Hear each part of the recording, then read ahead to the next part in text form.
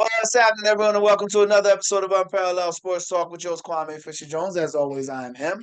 And since I'm talking NBA, I'm joined by my man Everett Terry Jr., aka Sports Talk Terry on all social media platforms.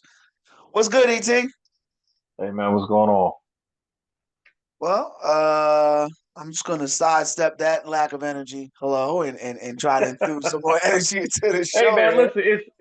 it's raining, it's wet. We got a Is big raining back nasty home? snowstorm coming. Yeah, it's snowing, man. We got snow this weekend.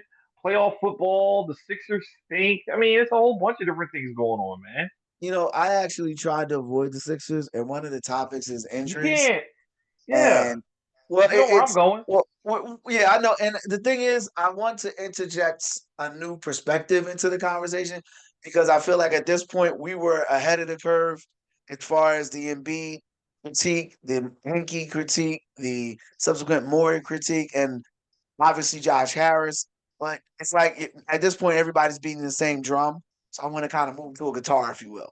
So, but before we Okay. get to that, the Oklahoma City Thunder mollywopped the Cleveland Cavaliers earlier this week.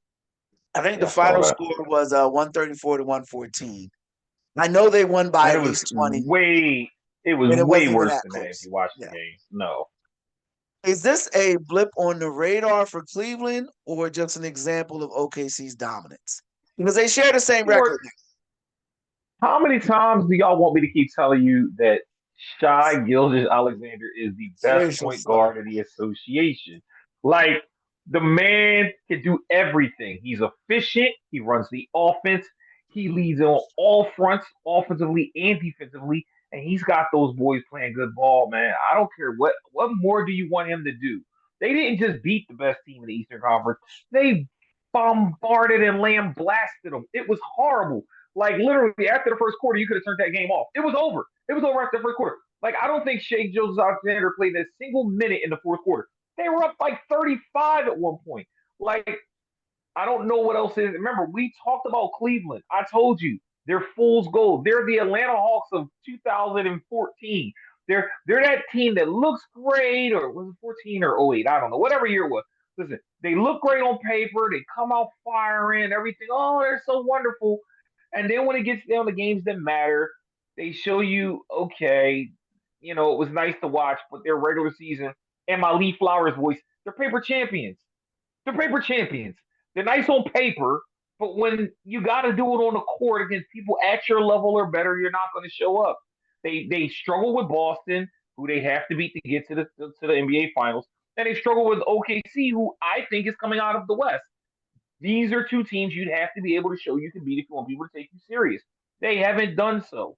So, I mean, it's a testament to both sides how glass half empty, glass half full the Cavaliers are, and just how good OKC is. And while we're talking about OKC, I'm gonna say it again because this has been a conversation I've seen a lot of folks having lately. Sam Presti is the best evaluator of Oh NBA no, he's talent not. Okay. by a lot. Stop, stop. Give me a No, second to walk with I this. think that I think that He's built the best roster. They're well, young, he and they made own the next four drafts okay. Well, with tons let's of cap space.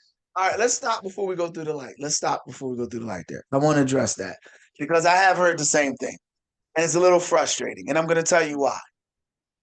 I don't want to say anything negative about the job Sam Presti has done, nor do I want to say anything negative about SGA. Right now, one of my favorite movies is The Last Dragon, and SGA's got that glow right now. He's got that glow. You That got the Bruce Leroy. he's got the glow, man. The feeling, so you got that glow, the power. He's doing it right now, and he's tremendous. You called him a point guard. I don't want to call him a point guard. I'm gonna just say that right now he is the best wing player in the game. Non-post player in the game. Although today's game doesn't really have most post players.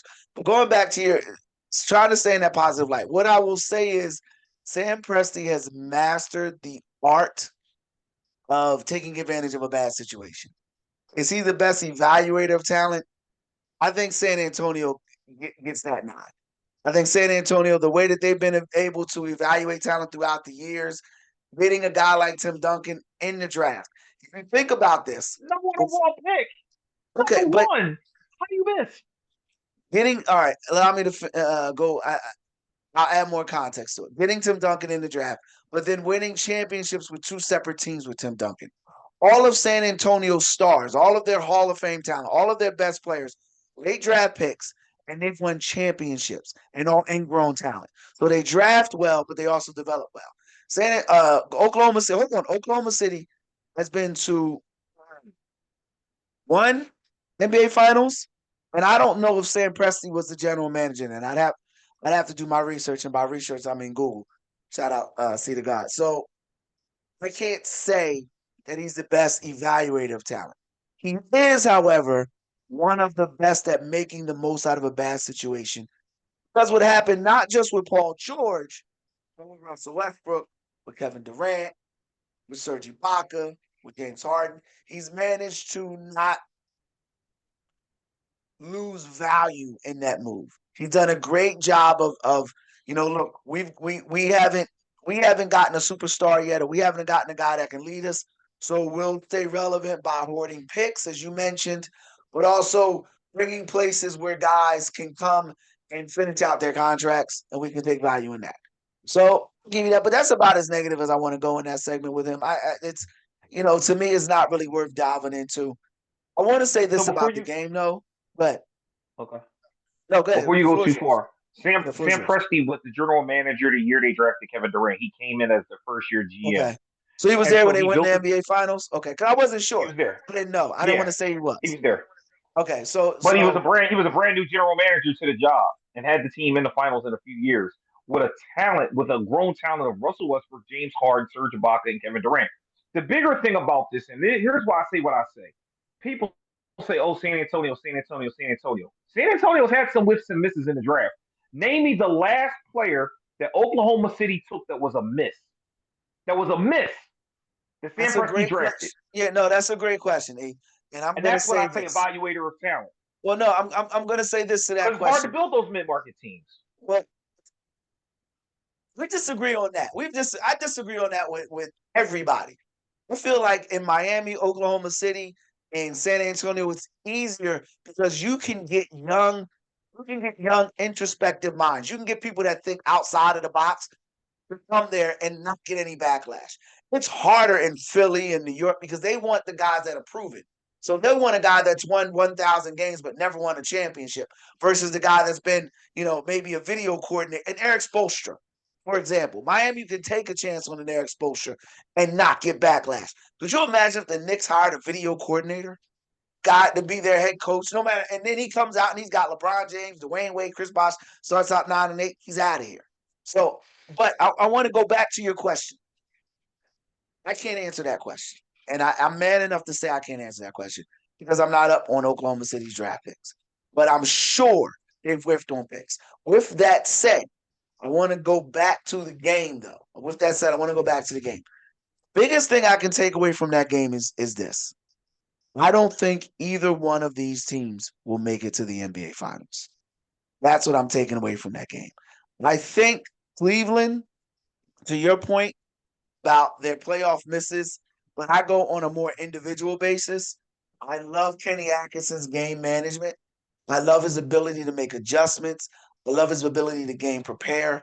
I do wonder in a 7-game series, will he cap out? Meaning, will he run out of tricks? Tricks. Will he run out of adjustments that he can make? I also wonder.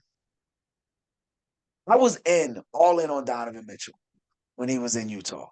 I was all in on Donovan Mitchell. I I remember. actually I actually wanted the Sixers. I wanted the Sixers to trade for him and I trade remember. Embiid for him. So I was all in. When he fell out in the bubble to Jamal Murray, and they both went back and forth with the 40-point games. But Murray made those plays through the course of the game that kept the Nuggets in the game. And it wasn't just scoring. Oh, excuse me, it was passes, it was defensive. Murray kind of ascended into one of those top tier players, although he hasn't made Yeah, an all-star game. he's a playoff guy. Yeah. Donovan Mitchell kind of stayed there. He's flatlined, if you will. And he's been there and he hasn't been able to get back to the hammer pants. For my Martin fans out there, he hasn't been able to get back to the hammer pants. So I think at this point he is what he is. He's a tremendous regular season game performer who's going to miss 15 to 20 games a year for whatever reason. He's going to get into the playoffs. He's going to drop 40, but his team's going to be out in the first round. And this year, maybe not the first, but possibly the second. Now, Definitely the second, depending on matchups. And you know who they're going to lose to, depending on how the matchups line up. you're going to say the Pacers. No, Who? no, The no. Bucks? Depending on the matchups and how does no, they won't. I don't even think it's the Bucks.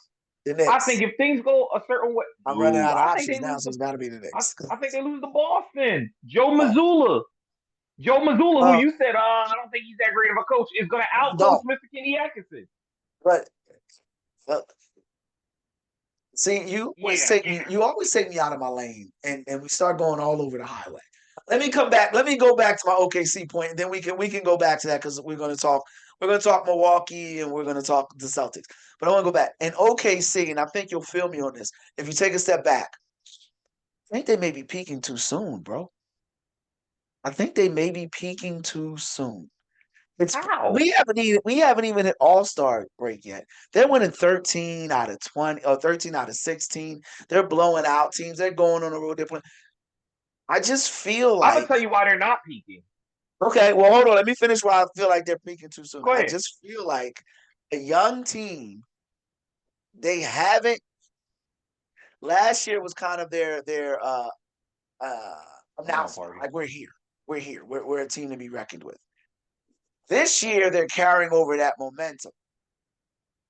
But I don't look at that roster and say, okay, when things go, who can they go to outside of SGA to give them some sort of presence on either side of the court?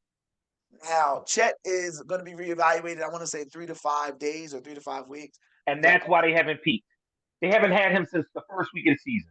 So And you're he's you're their saying second that best player. by adding him into the roster, it'll give them a different look and give them a different energy. Is that what you're saying? Absolutely. And Isaiah Hartenstein will be back. So Okay. now they haven't played with their full roster since the first week of the season, and they're already doing this. You add a 18-8 guy with 3 to 4 blocks per game, plus you're getting Hartenstein back, who's averaging a double double to help defend and be the big man at the front of the rim.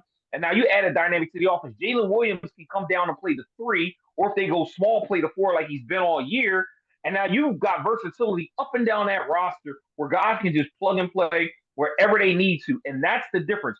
People haven't seen what this offense looks like running on all cylinders with Chet Holmgren and Isaiah Hartenstein clicking on cylinders with SGA and Jalen Williams. They've only pretty much seen SGA and Jalen Williams, Hartenstein a little bit, but no Chet Holmgren. You add that element, that's another guy that the teams on the other side have to account for. You can't say, oh, we're just going to focus on SGA and Jalen Williams and let Chet Holmgren give us 30. They're not going to do that. They're going to have to Has game he plan ever for him. scored 30 in a basketball game? Not to go off topic. Has he ever even scored 30 in a basketball game? He's the 2 option. He doesn't have to. SGA drops 40. But we've never seen a game where it was just him with no SGA and he had to. Not saying he can't, we've just never seen it. I'm sure he's capable. He's Well, got being good touch around capable the and rim. He doing can it is two shoot. different things. But, Agree. go ahead. I interrupted you. Go ahead. Finish your point. No, it's fine. I mean, I just think that that's why they haven't peaked, is because when you add that full complement of guys back to the roster, now you can see it. Now, if they were doing all this with the full team and they were doing like, yeah, you're right, because how much better can they play? Eventually, teams are going to game plan for them. But you don't know how to game plan on a 7 game series against a roster with Chet Holmgren and Isaiah Hartenstein in the lineup because you haven't seen it. You don't know. Because remember, Hartenstein came in and he was kind of figuring his way early on. And you didn't have Caruso because he was injured. Like, there were a lot of guys in and out of that lineup that will be all healthy in another month. And at that point, if the team is still healthy with that, now you get to really kind of see what they look like post All Star break. If they come out of the All Star break healthy and they're rolling, I love them in the playoffs because they're basically, walk with me for a second. I'm going to They interrupt you. run I'm a not going to similar interrupt. I offense did. I didn't mean to, but go ahead. they run a similar offense in terms of tempo to the Indiana Pacers. They're up and down the floor, lots and lots and lots of points. But the difference between the two teams, I knew you were going to give me that eye roll. The difference between the two teams is that Oklahoma City can clamp down and play defense consistently, and Indiana cannot. Because they have a perimeter guy in SGA who's a lockdown clamp defender who should always be a DPOY because he's averaging almost 3 point, 3 steals slash Yeah, he's up there with uh, steals per game. um, I got you. blocks per game. Yeah, steals blocks per game. He's at almost 3 plus. And I So you think they're got one that of the guy at the league front end leaders. of your I team, think they're up there in deflections as a team too. I got to double and check that's that, my but point. Active yeah, hands, active hands, always chasing after the ball, and they're aggressive. They get after the ball. They fight for loose balls. They do all the little things that you want a team to do. And because they're young, they don't have that season fatigue where they're wearing down and they're tired by game 70. These guys are all sub 26, 27. They're all young. They're all guys that haven't even hit their peak yet. Like your prime player is 26 years old. It seems like he's been in the league for 15 years, but he's 26. He's 26, which means he's still got a solid 7, 8 years ahead of him at this level of productivity. So here you we go with the figure, year of the car, not the mileage. But no, wait, what I'm saying to you is with this kind of productivity that you have at this team with this level, and he's the transmission that turns the car over and gets it running, you have an opportunity to see what this team can do maxed out. Now again, the key is matchup styles make fights. Who do they see? Who are they gonna have to play? Obviously Denver's always a threat with playoff Murray because playoff Murray comes to hoop. We can't take that away from him. But is there anybody else in the West that I'm really worried about? We talked about Minnesota recently. They're up and down. We don't know if they're going to find their groove. Dallas is struggling beyond all means without Luca. We don't know what they're Mhm. going to look like when he comes back, if he's going to be hampered or not. The Rockets look great, but they're basically what OKC was last year, having a coming out party, looking great. But your best player is a guy who has a 39-year-old baby mama. So Okay, how about all right, we're back in now. I knew you were going there. You mentioned something, and that's where I was going to transition to next. It's easy for me to say OKC may not go to the finals, but who the hell you got beating them? That's the question. And we're going to talk about injury. Well, we can talk about injuries right now. Injuries are ravaging the NBA. You've yeah, got Harkenstein. I think Harkenstein's played about 24 games though, so he's been there about half yeah. half of the season because they played 41. And so I don't know if Chet's going to. You're higher on Chet than I am. But I will say that it's a great point and one to take into account. However, I feel like as a unit, as a squad, even with Harkenstein in tow, they've peaked. Now, that doesn't mean they're going to fall out and lose in the first round. I'm not saying that. I just believe that when you get to the finals, the Western Conference finals, usually you've got great players, but you've got one or two great minds. And that mind can sometimes out coach or out execute a mind that's not on that same level. SGA is a great player, high basketball IQ. You can tell it in his interviews. I also think that Jalen Williams is a tremendous sidekick, but I don't know if their Dog. coach is. Say again. I say he's a dog. Yeah, but I don't know if their coach is ready. If their coach can stand up to the Jason Kidds of the world as far as basketball IQs. And They if you said that get about Joe into Mazzulla too. well, and Joe Mazzulla proved me wrong. Okay, that's one time. Let's you like to throw Joe Mazzulla out there as if that's some sort of ha ha ha got you moment. I'm gonna finish. No, I just said the I man was a just good don't coach. think I just don't think that Oklahoma City in a 7 game series, 5 games in or 6 games in 10 days, maybe my math is off a little bit. 6 games in 11 games, 6 games in 11 games. I just don't think he can out. And I'm looking at the lineup right now of who they could possibly come. I don't think, well, you know what? I'm not going to pick a team out because I don't want you to argue the team and miss my point. I'm just going to say this: the Clippers, the Lakers, the Mavericks, and the Nuggets will have a say in one of those 4 teams will be in the Western Conference Finals. And in order to do Against that, them. they will have to beat OKC. One of those 4 teams will take out OKC. And I feel confident in saying, and I'm going to repeat that: Dallas, the Mavericks, the Lakers, the Clippers, or the Nuggets. One of those teams will beat OKC to make it The to the best Western one is Conference. Denver, and I'll give you two. The one Denver doesn't. Well, I don't want to say who the best one is right now, only because, and let's talk about this now. Injuries are dictating everything. They're dictating the games you watch. They're dictating lineups. You're a gambler. The games you gamble on. I mean, when I'm going through different things. I mean, look at this. You're talking about Atlanta. The first pick in the draft is out. You go down to Boston. Al Horford, Porzingis, day to day. Well, they haven't hit anything. Boston's been relatively healthy, so I'll take that out. We don't even Yeah. need to talk about Chicago or Boston. But we talked about Dallas. Luca out, Lively out. Dwight Powell, day to day. Denver seems to be relatively healthy. Golden State, Draymond Green out. Kaminga out. Brandon Pozinski out. Kyle Anderson out. I mean, injuries are killing the game right now. Kawhi Leonard's day to day, but it's just an hour before he's out. And, Yeah. and then you got the Lakers and Anthony Davis is day to day, but he was just missed a game. Ja Morant has missed 18 games this year. Jimmy Butler just came back. I mean, my question for you is what team outside of Dallas has been affected the most by injuries? And I know where that's leading us to, but I'm going to say it there anyway. I'm going to put it there anyway. You already know who it is, the Philadelphia 76ers. When a top 10 player in the NBA has missed more games than any of the other top 10 players in the league, We've argued your about him team being is top not going 10. to win. We've Well, argued about him being a it's top 10. arguable, but the man won an MVP just two plus seasons ago. So, You know I what's an mean, you can't interesting call him a fact? Hold on, bum. stop at that light. Stop at that light. You know what's an interesting fact? We both agree SGA will win the MVP, right? We both Yeah, he believe he'll should. win the MVP. Well, he should. There's a good chance. He's an MVP talent. Agree. That means the Oklahoma City Thunder, not the Seattle Supersonics, the Oklahoma City Thunder will have as many MVPs as the Philadelphia 76ers. You talk about talent evaluation. You talk about talent development. Just saying. You got AI, Moses What do Malone. you want me? You got Moses Malone, AI, and Embiid. Those are only Sixer MVPs. Because Wilt didn't get it when he was in. Wilt didn't get it, and Dr. J didn't get it. And Barkley got I'm it, but he just was already somewhere else. Barkley was in Phoenix, so he don't count. Yeah, That's yeah. that's insane to me. That says a lot about my favorite team. You know, people make fun of the Knicks, and I've said this, but the Sixers are the Knicks. They're the same team, same organization, same franchise.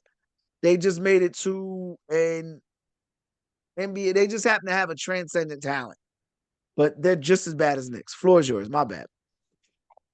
So my answer is the 76ers, and the reason it's the 76ers is simple. When the season started, they had lofty expectations. They went out and signed 47-year-old bad knee Paul George to a massive 200 and some $1 million contract. Why on God's earth, I don't know, because nobody in the league was fighting for Paul George because he does what he always does. He looks great in the regular season, and then he goes from playoff P to swaggy P without the swag in the playoffs. And so now you got him who looks like a shell of himself out there running around, averaging, I don't know, 15, 16 points a game. That's not what they went and got him for because they already had that with Tobias Harris, who was like 8 years younger. They have Embiid, who they gave this massive offseason extension to for God knows what reason. I don't know. They should have traded him 3 years ago, like I called for. They didn't, and instead doubled down and give him an extension, knowing he's got a bad wheel. Letting him go to the Olympics and play, knowing he never comes into the season fully healthy and ready to play ball. Knowing that this is the best window for the Sixers to have a chance to maybe win a title or at least come out of the East. And instead, he's now missed, I don't know, 80% of the games they've played this year, 85% of the games this year. And at this point, it looks like it's a full on tank because now if you look at the guys they're putting out there, Doughton and Ricky Council, like, what are these dudes from above the rim they got out here running around playing ball? Like, you need to stop it. Like, you have a G League squad out there running around, people paying $200-300 to go down to the Doughton Wells is Fargo a that were G League supposed to be product moving. too.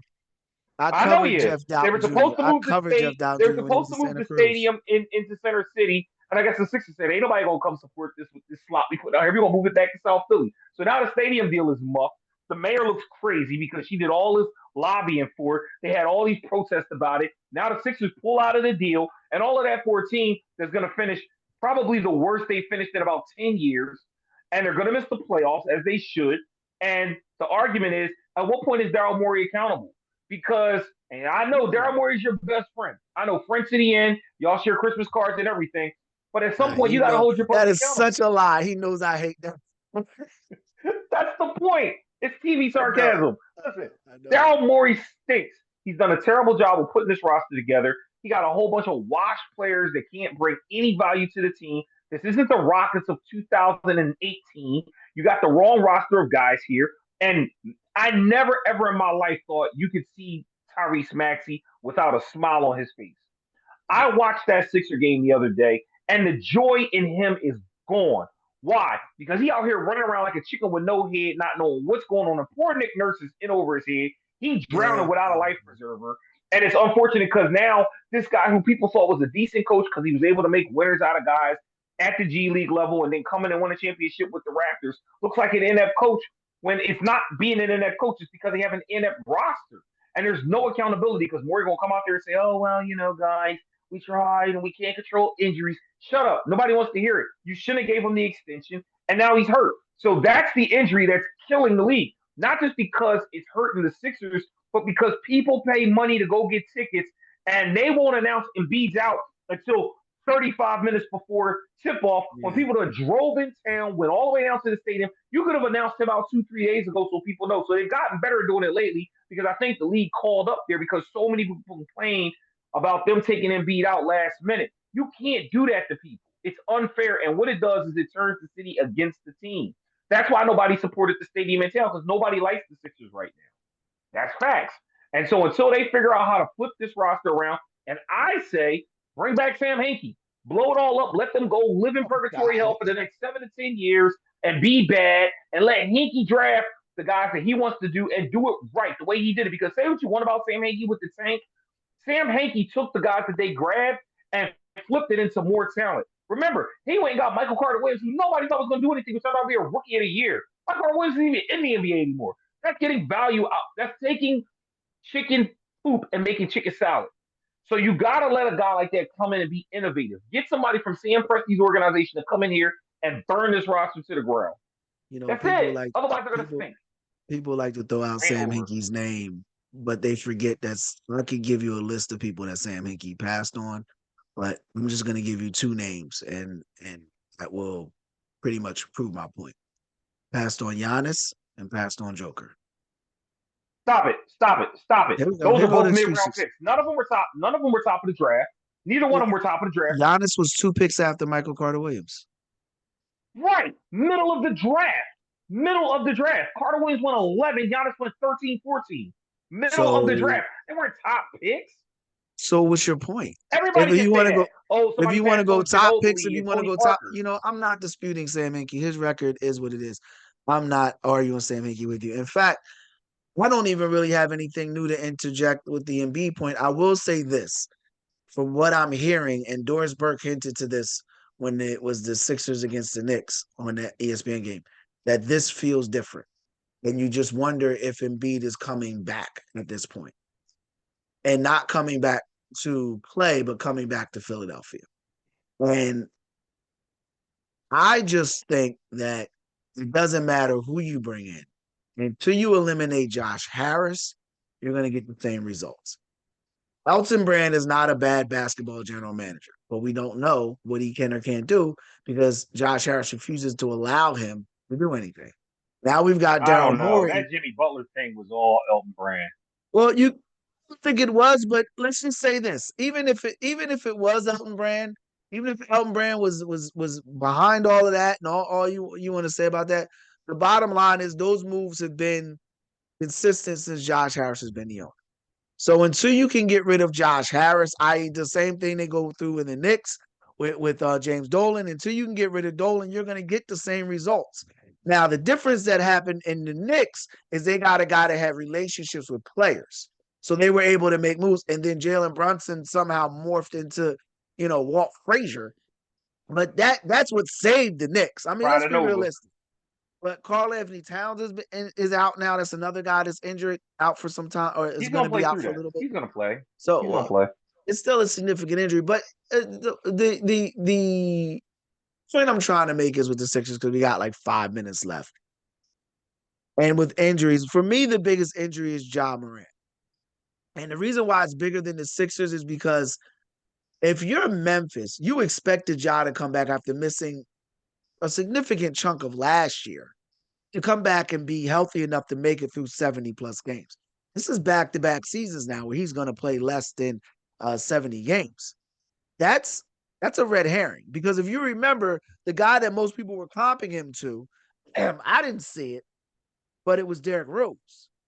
And now, what Hmm. was Derrick Rose's career known for outside of stealing LeBron James's MVP trophy? Injuries. Injuries ravage Derrick Rose. Injuries are ravaging Ja Morant. And Memphis has got a guy in Jaren Jackson who has been a disappointment. I mean, he's a guy that averages more threes than rebounds. So, or more That's threes than crazy. offensive rebounds. So that at 6'11. And the game is changing. No, if you're 6'11, you're supposed to rebound the ball. Game ain't changed that much. So for Memphis right now, they sit at third in the Western Conference at 27-15. But Dallas is missing Luka, and they're at 23-19. The Lakers are 22-17, and they haven't even figured out what the hell they're going to do. They just made a major trade, got rid of a guy that was playing significant minutes. So if you're Memphis, and it doesn't look like John's coming back anytime soon, and if he is, he won't be fully healthy. That to me is the biggest injury, and that's the thing that scares me. And the commonality with Ja and with Joel is those guys are both tremendous offensive talents. Joel is a tremendous jump shooting big, probably the best since Patrick Ewing. The difference is Ja was a guy who, at critical moments of a game, would still give you up, give you an ante. That's not happening with Joel. It's never happened with Joel. So the reason why I bring that up is because you talked about Sam Hinkie. Where Sam Hinkie and Daryl Morey and guys of that ilk fall short in evaluating talent, it's understanding the mental makeup that's necessary to be a leader of a franchise and a leader in men. That's what's missing in Philadelphia. That's why Embiid is allowed to show up 20 minutes before a game and say, I'm not going to play. And that's why Ja Morant is able to make the nonsensical moves that he makes I don't want to say dumb because that's like simplistic, but the illogical steps that he makes. And those are the injuries that are ruining the NBA, but they're injuries by guys who, quite frankly, mentally haven't been there anyway. So that's why I bring the topic up. That's the thing that because Luka, for his injury though, he's still going to be mentally checked into the game, even if he's smoking cigarettes. Um, who else am I missing Mm. here? Kyle Anthony Towns. He's going to shoot threes, but he's going to be into the game. He's going to shoot 44 threes. Even if he doesn't hit one, he's still going to be mentally there for the game. Those two, man, they're ruining the game. We got 4 minutes left or 2 minutes left in the segment. I'll give you the final word. You have some stronger thoughts on the Sixers. I think it's because you feel like you didn't see that. Well, I didn't say you feel like you saw this coming. So for me, I'm standing next to a puddle. I got splashed. I ain't mad I got wet. But it seems like you mad you got wet. So I'll give you the final word on this segment. I'm not mad that I got wet. I'm mad because I told somebody, hey, why don't you go ahead and put some asphalt down so there's nowhere for the puddle to sit and nobody listens to me and now everybody's getting wet. I told them, put the asphalt down so the puddle isn't there. It doesn't create this crater in the concrete. By Nobody listened. Now asphalt, you mean everybody's not getting wet. signing Paul George.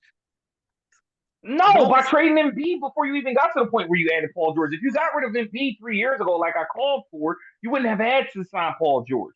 You'd have had guys that could have came in and added some talent, been young and got up and down the floor. If you look at the model in today's NBA, you got to be able to run. The Sixers can't run.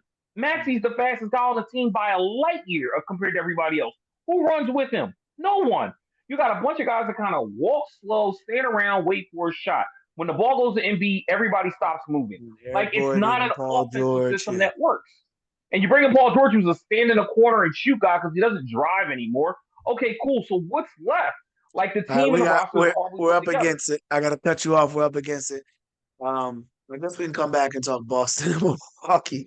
That's it for this episode of Unparalleled Sports Talk. If you enjoyed the episode, make sure you like, share, subscribe, comment, whatever your podcast platform allows you to do. He's Everett Terry Jr. I'm Kwame Fisher Jones. Until next time, we appreciate your time of year. You be easy.